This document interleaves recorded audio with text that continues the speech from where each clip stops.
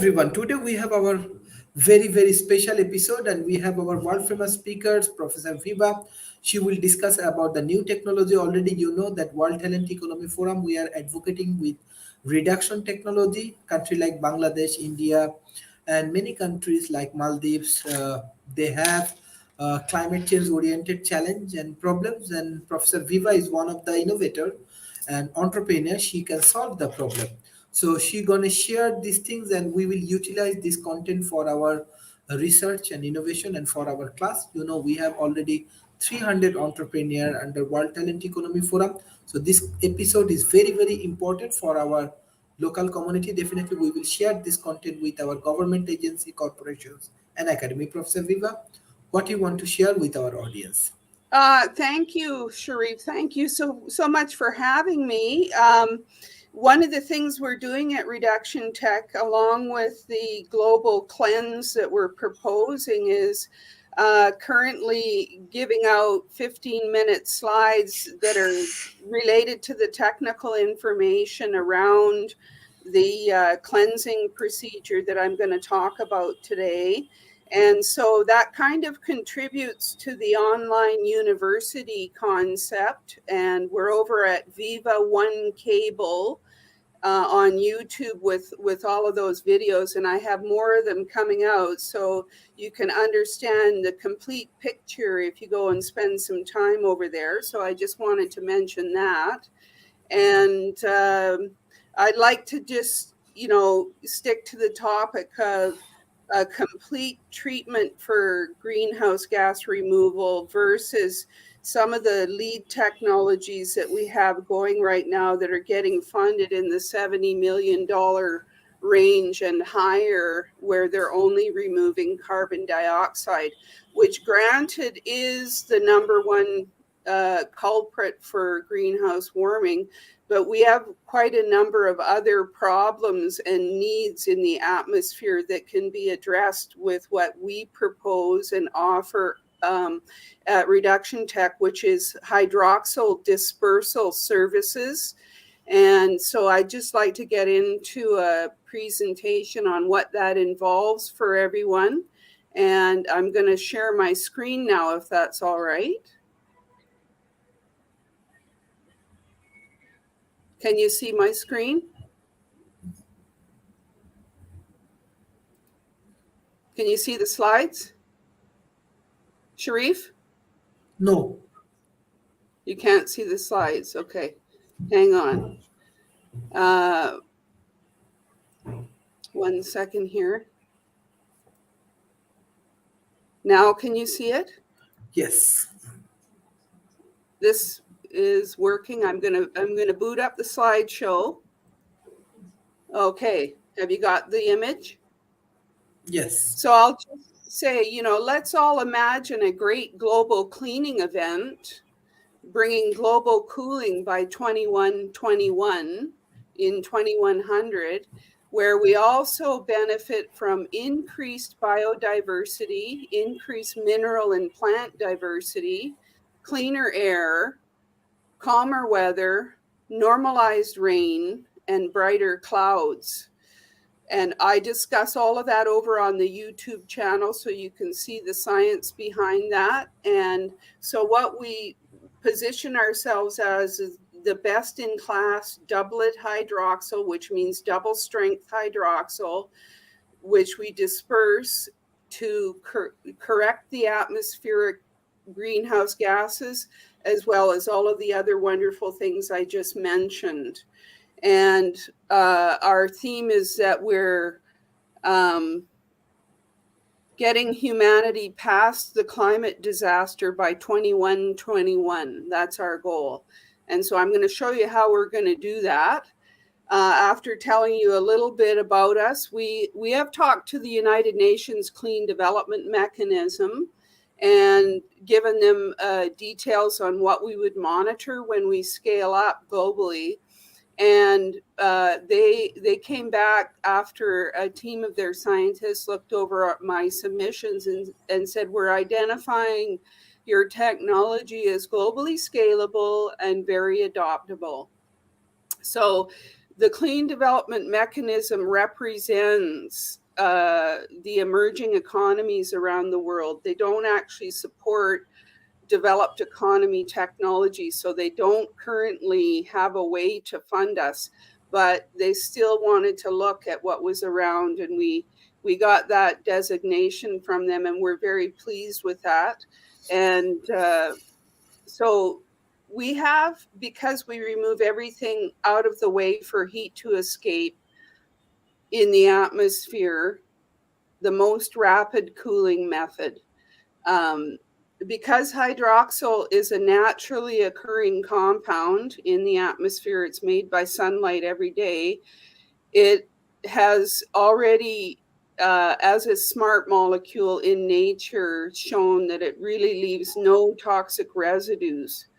The problem with it is that it is currently getting inundated, and we see proof of that because the methane levels are starting to creep up on us in a way that is raising the alarm.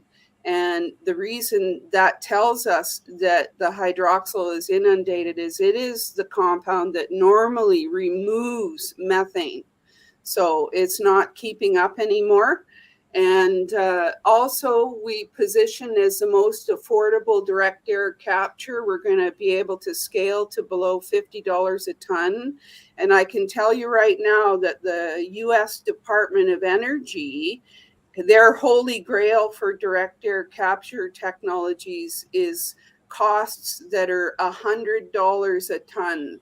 They think $100 a ton is the holy grail of direct air capture.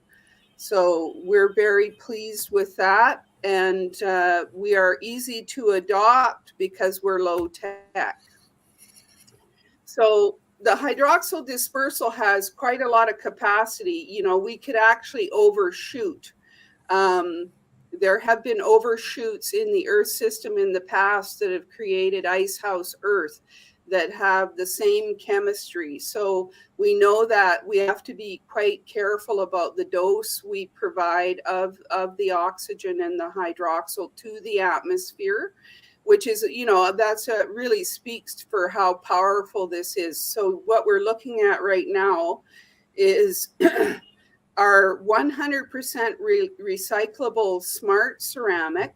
And this ceramic lasts a year, and it emits 2 tons of atomic oxide radicals, which are also called ozone atoms. Okay, in nature, that's what they're called. So this technology has a CSA approval on tap, and we're pending to get that done.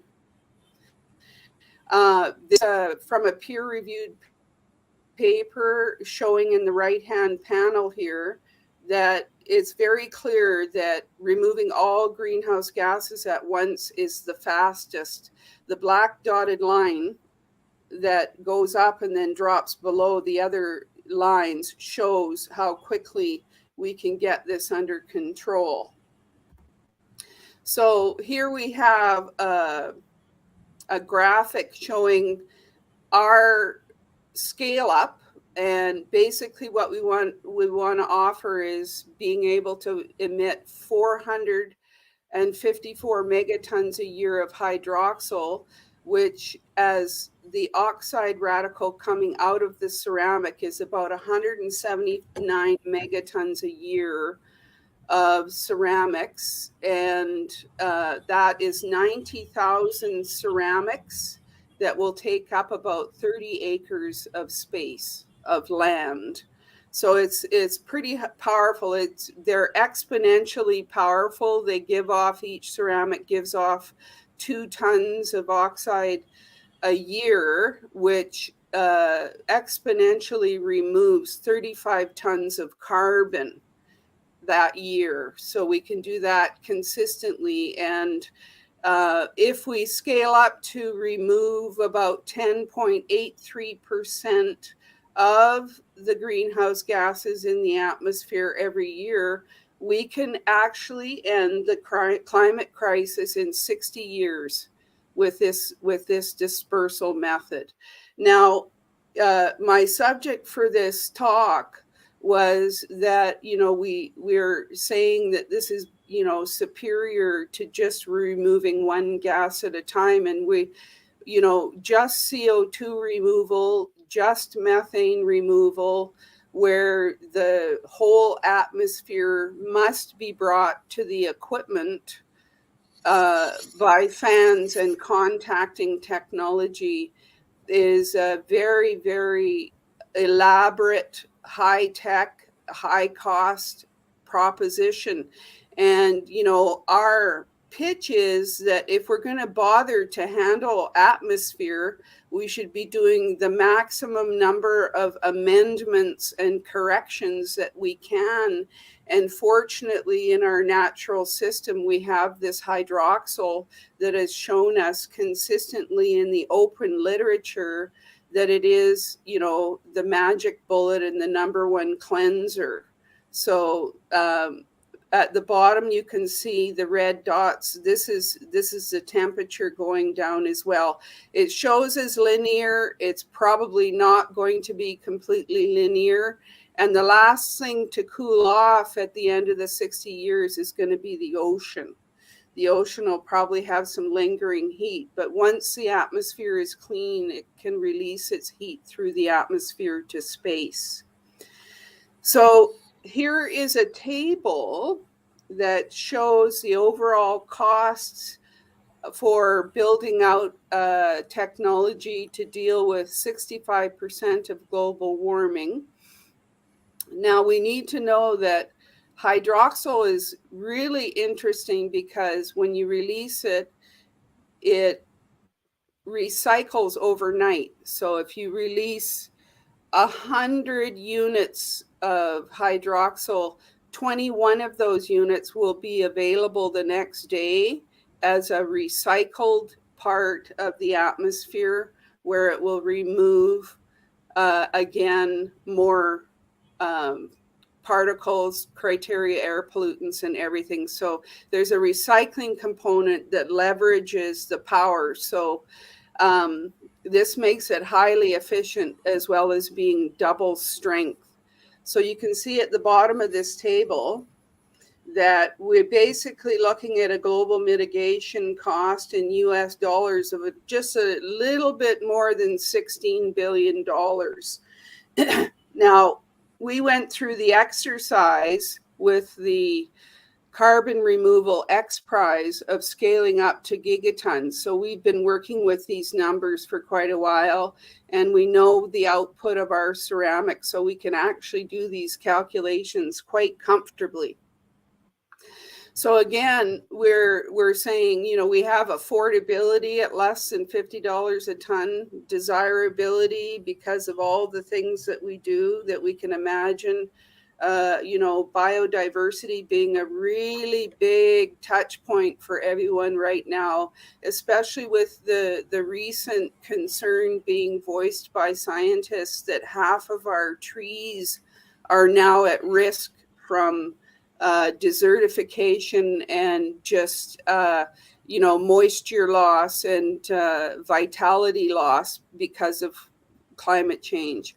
So the other thing is that the hydroxyl typically has a lifetime of well under 2 seconds in the atmosphere. So releasing a concentrated stream of it into the troposphere is going to act pretty quickly. And it takes about 2 to 4 weeks for the atmosphere to really mix well. That's both hemispheres.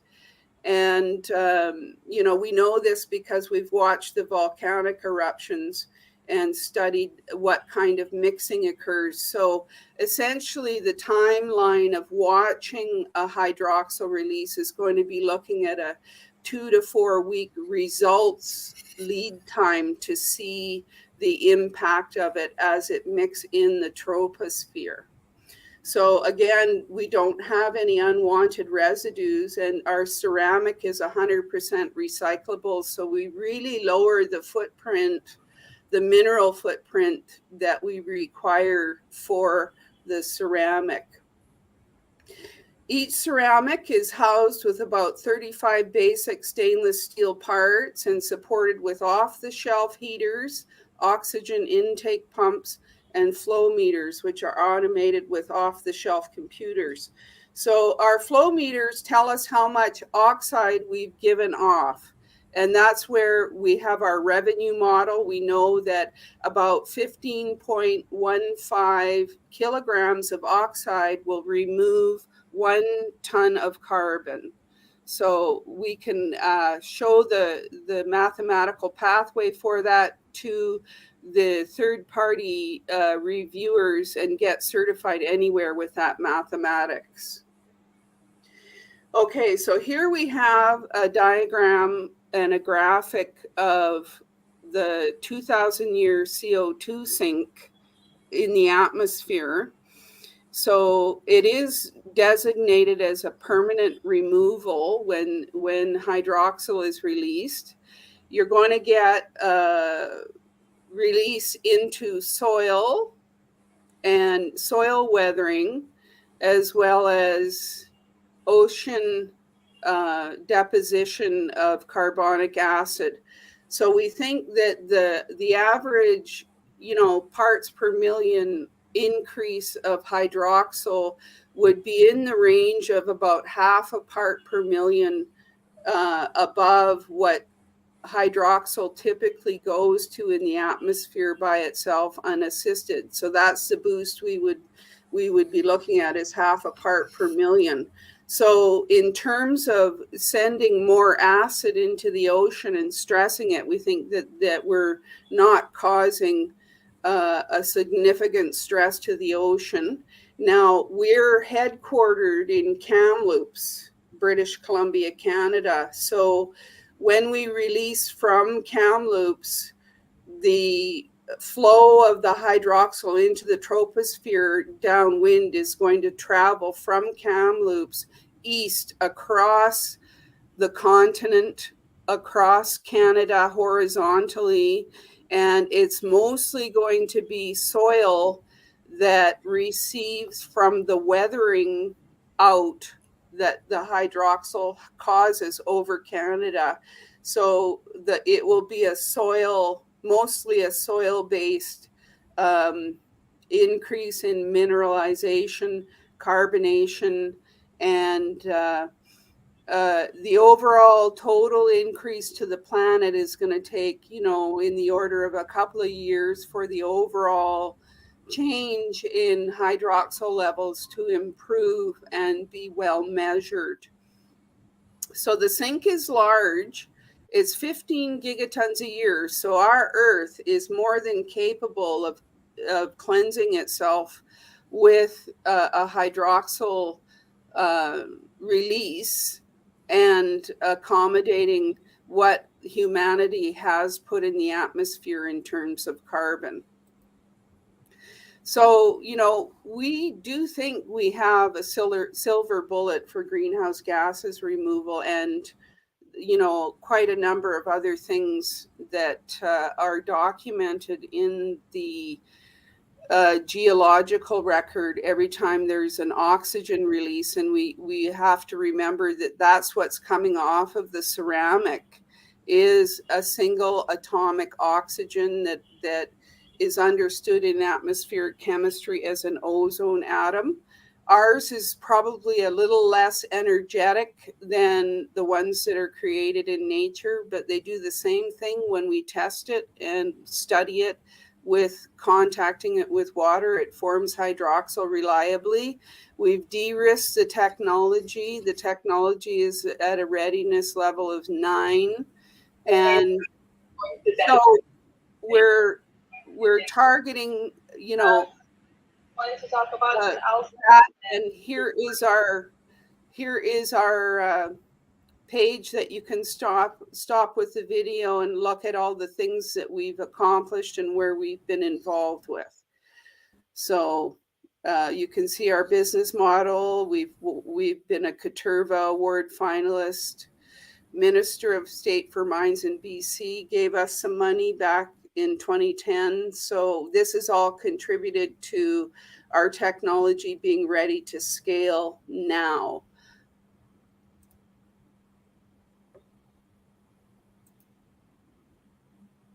So the other thing I'd like to say is that we're looking at, Madam Viva.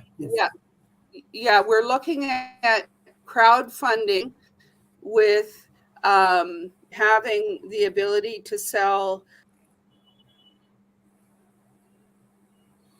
Sorry, I think Madam Viva has internet problem. Professor David Smith, we are discussing about climate change related solutions. It's a hydroxyl dispersal.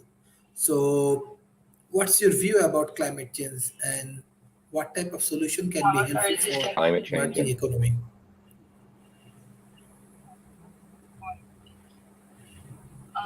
The real answer on that one, Sharif, is that some look at different ways to look at from this, and it's even different during the daylight than at nighttime because of the photochemical reactions in the atmosphere. But one of the big differences is looking at different ways for the particulate removal. Some of them are things like the old wet scrubbers that you saw in semiconductor fabs forever. Some are electrostatic participators. Some others are using atmosphere aerosols, which is a very controversial topic right now, but is one that is doing a lot of different type of due diligence. But there is one that hydroxyl dispersion is one that where it goes beyond a one gas removal, and looking at that. But the basis of this is how do we get back and remove things that cause greenhouse gas? How do we get back and change things that have adverse impacts on the environment? How can we control them at the start, even before they become problems in the environment, by how we can go back and control that? And there even is science that goes back and says, well, maybe we need to do some of this to slow global warming. And I think that is one of the issues here. But it's, Sharif, as you hear me often talk about, what we have here is a complex issue. And there's so many multivariate elements of it that you cannot just fix one thing. You have to view this, you've heard me say this before, Sharif, as a system of systems. And as we look at this as part of our environmental considerations, as part of greenhouse gas, as part of global warming, as part of these particles being used in different ways with multiple ways to begin to do mitigation around them, it really is a complex system, and it's one that doesn't respect geographical boundaries. So you have to pass nation-state lines to have true impact. What I do, for example, what I would do here in Austin, Texas, even though I have a lot of semiconductor fabs and things that produce some of these, does not impact Texas. We'd have to do it in Texas, but Texas doesn't impact it. We have to do it in the United States. Oh, we're next to Mexico. We'd have to do Mexico as well. We have to do these other things to truly have an effect. So that is the thing with systems like this, is you've got to take in the concept of a complex system and treat it as one as you look at solutions. So, Chief, I hope that answered your question. Thank you, Madam Viva. So I think you have some important points you want to discuss. Yes, what's really interesting about the hydroxyl molecule is that it interacts at a very elaborate and detailed level with pretty much everything in the atmosphere. So that includes the anthropogenic pulses that we provide as well, too. So it's really a very fully indiscriminate, complexly reacting molecule that addresses everything in sort of one pass and creates it's the only one that can create pristine air. Now, pristine air for us, mixing back into the atmosphere, is the only thing that reduces climate sensitivity. It's the maximum climate sensitivity reduction capable. So for all the different pulses and the microdosing of chemicals that we do from many vectors that are causing all kinds of, cancer vectors for humanity and this type of thing that we can remove from the immediate atmosphere while we are reducing our emissions and changing our chemical handling standards, which are gradually being lifted by the chemical professions around the world, so that we're cutting down on what we're emitting. And an example of this is all of the synthetic greenhouse gases that damage the ozone layer. There's a large body of scientists that are working on reducing chemical vectors in the environment, because humanity does have a propensity of throwing in a bit of chemical here, microdosing there, thinking, oh, well, it's just a little bit, it won't hurt. But it's caused, in chemicals sort of around in the environment. And hydroxyl can address the majority of all of those with and quite a lot of it's been studied. Like, it was first discovered in 1993, and so now quite a lot of study has been done with it in different areas. We understand that part of it recycles overnight. So one of the things that happens overnight as well, the hydroxyl is an unstable radical, which means it's got an electron nearby to it that's not in its orbital, so it's unstable. And overnight it cools down and it stabilizes to a hydroxide ion. Okay, and that hydroxide ion in the atmosphere at night is actually reacting with CO2 and forming carbonic acid, so it's removing CO2.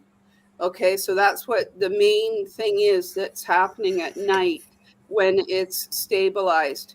But so it has some downstream changes that it makes. The recycling overnight, makes it very powerful in nature. But as again, I said, the levels are flagging behind what we're doing in the atmosphere. So, it's possibly as serious as a hole in the ozone layer if our hydroxyl radicals are recognized as being inundated. So that's, Sharif, that's basically all I wanted to say on that point. Thank you. Professor David Smith, do you want to give any analysis?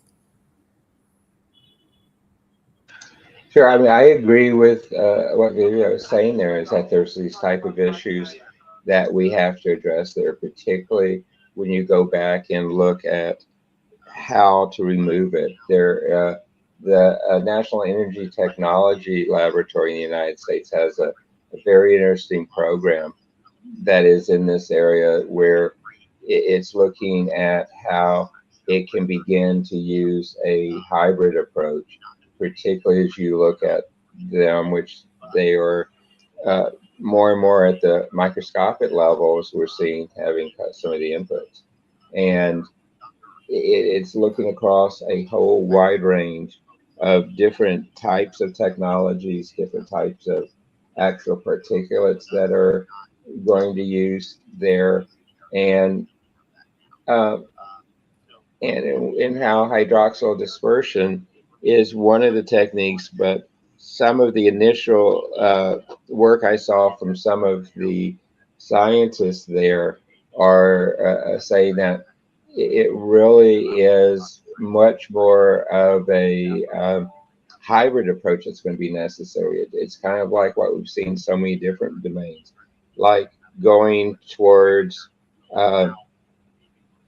looking at how to solve the high energy density storage problem. It's not going to be a technology. It's going to be hybrid approaches with multiple technologies brought to bear. I am not a scientist in this area, but as I look at the elements and as I look at the roadmaps, and having done some roadmaps around this from my past with some industry roadmaps and others, this is one which I think that path needs to be defined. There's places where technology is going to run out of steam. You're going to have a fall off before the next generation technology comes up, and there's gaps that are going to be in there too. So this is an area where I would love to see a more comprehensive roadmap put in place, and a more comprehensive roadmap that is a truly global roadmap, and truly a multi-industry roadmap to begin to look at solving this. Because again, I with my experience in these areas, I think that's what's going to be necessary to have a meaningful impact, Sharif. Thank you, Madam. Yes, David, I would agree with that, and I think that groups separately are starting to come together in different focus areas on this. I listened to Al Gore last night. He was at the World Economic Forum, and he really laid it down for them, again, coming out against the oil and gas industry, which, we're basically going to have to, sorry about that. We're basically going to have to, ask them to scale down. And he was actually very explicit about that in his talk. So, these, and that whole function of scaling down fossil fuels is, being resisted because we don't have enough of the sunrise technologies getting scaled up. So the private investment class, angel investors, VCs, and banks are now just getting, into the environmental sustainability goals and translating that policy over to their lending and investing practices. And, we do talk to the angel investors and the VC investment group. And we know that, for example, they are just at the very beginning of becoming net zero themselves by 2050. So their consciousness needs to shift over to that while they're looking at the new technologies, and understand that for example, we do know that, consumer-wise, income levels and carbon footprints are tied together in a very, very clear way. So as far as a roadmap, I think, the hybrid approach of multiple focuses in multiple areas, including, not just only fossil fuel reduction, but the new technologies that are coming on board, plus, everybody voluntarily self-rationing their carbon a little bit while we get a handle on it. All of these things are occurring. I feel very optimistic about that. And the only thing is the technologies for the legacy emissions in the atmosphere. Right now, we think that the ones that are at the forefront, we're looking like we're going to pay an arm and a leg for them. Okay, they're over $200 a ton easily. So, like I said before, we don't want society to pay more than it has to for the legacy emissions removal in the atmosphere. That's something we're very, very interested in helping with. Thanks, Sharif. Thank you, Professor David Smith.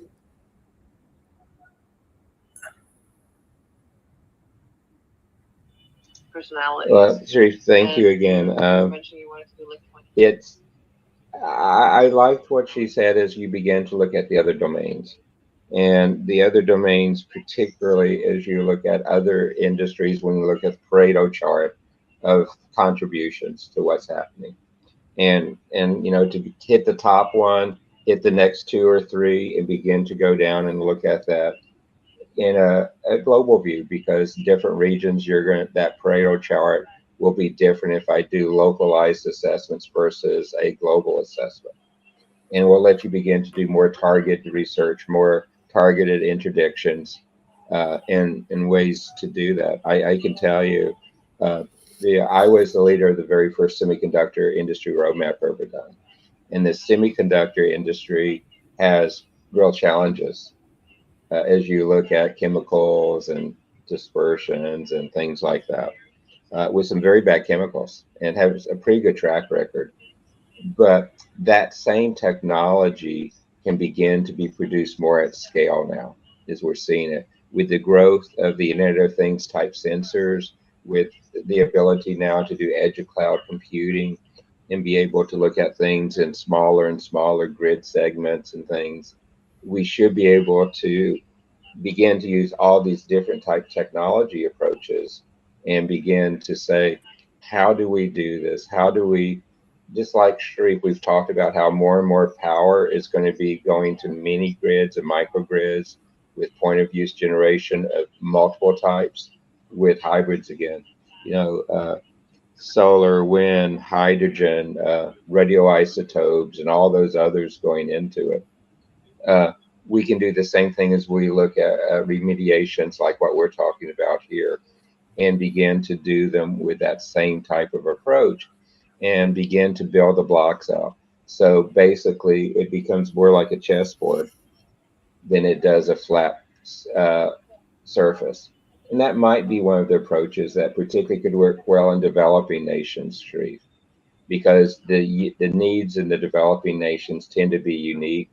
The local industries tend to be unique. The sources used for energy is not consistent across as you look at them. And even the environmental issues that can help or hurt this tend to be more localized there. But the problem itself is global. So you've got to do both a local and a global to truly be effective in this street. Thank you, Professor. Yeah, that's absolutely true, and it's very true for the atmosphere as well too. We have definitions in science of local, regional, para-regional, and then global, and a similar taxonomy is used in meteorology for different weather systems, and then climate, of course, takes on a bigger role.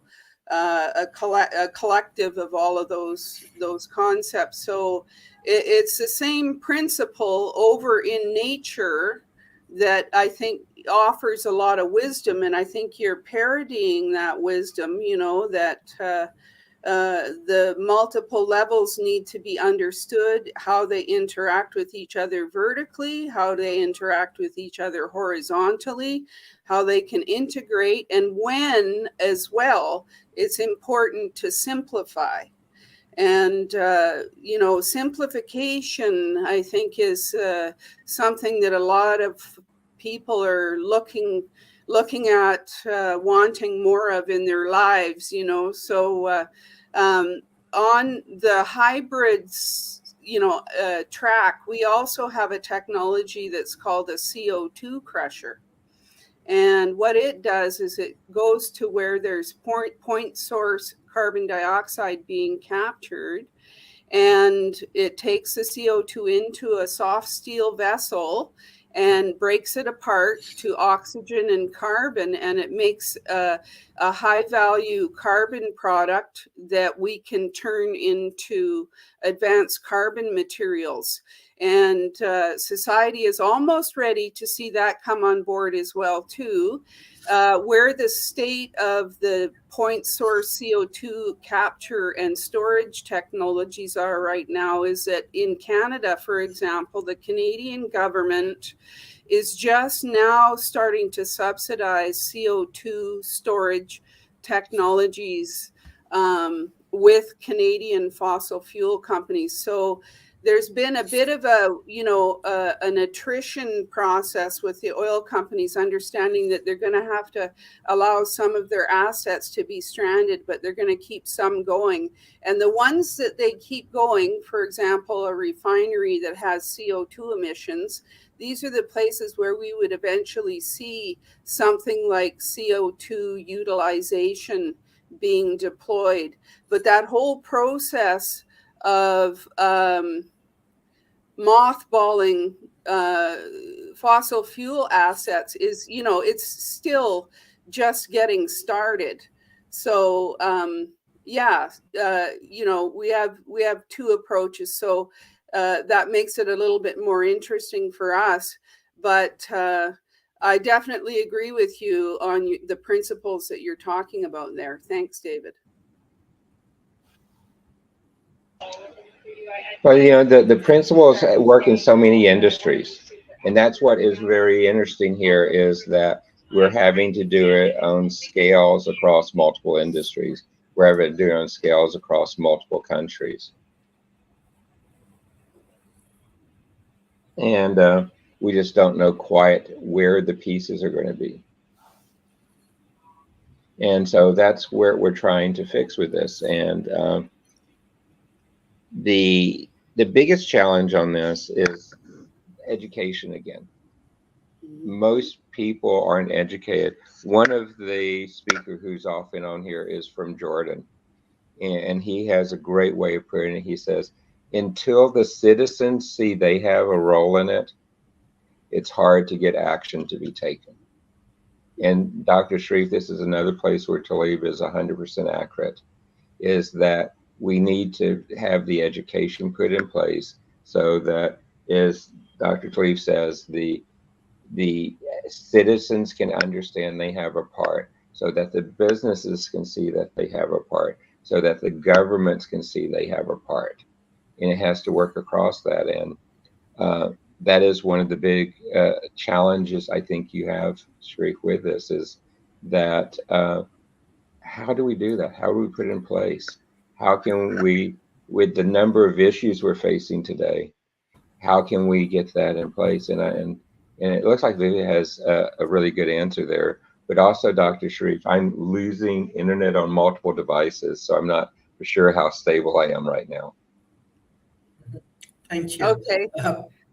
Yeah, so I agree. We, in order for people to get behind us and, come and spend $1.50 or $15 on advanced carbon removal at reductiontech.com, what I want to do is give them agency. And I think that's our job collectively, in this gathering right now is, we need to give people agency. We need to give them tools to self-educate. And, in that vein, what I'm doing right now is I'm giving 10 to 15 minute slide presentations where I break down the different aspects of the hydroxyl dispersal chemistry. So that is something that people can come over and look at on Viva One Cable. I contribute that to the World Talent Economy Forum University, the online educational options for people. We're supporting that by doing those videos for you. And we think that empowers you to see what we have to offer. And you can, further take action by coming and making an advance purchase for us to remove your carbon footprint or a carbon footprint of a family member anytime you like. Mm-hmm. Thank you. This is excellent sessions, and hopefully our audience will learn many interesting aspects from your presentation, from your company, and definitely it will be very, very helpful. Country like Bangladesh, India, Maldives, Vietnam, Indonesia, those who are heavily affected by the carbon climate change. So, Professor Viva, what's your concluding remarks? And definitely in future, we want to support your projects, and hopefully together we can solve this complex problem. Well, I'd just like to finish with a plug for you, Sharif. I think the World Talent Economy Forum has an absolutely smashing agenda People should go over there and keep track of everything that you're presenting on the website. You just informed me that you're a co-chair for a very interesting Tesla conference. So you're very active and engaged. So I really appreciate you for that. And I do watch. I know I could come on the programs a little bit more. But when you're trying to scale a startup, it takes a lot of energy. So I actually, do have to watch my energy levels a little bit. But I would just like to say to people that, again, that, we really, at the end of the day, the emerging economies have to be bearing in mind what the costs are for climate mitigation. And we are coming into that market with probably the most economical, best in value direct air capture method. That's not a soil amendment method or all the other amazing ideas that are coming out for gentler, more natural ways to remove carbon. Collectively, I think it will come together, and we will have a role. And we would just like to get people to start supporting us a little bit financially, and just by saying, we are very affordable. And again, thank you for having us here today. Thank you. Thank you, Professor Viva, for your contribution for World Talent Economy Forum. And your technology solve millions of people's problems. So this is very important, and we want to be an advocate for your technology, for your innovations, and through this process, hopefully, we can help many more people around the world. Thank you, Professor Viva, and especially I request all of our audience, please share our content with your government agency, corporation, and academy. Hopefully, from this session, you can learn many interesting things. Thank you. Bye-bye and take care.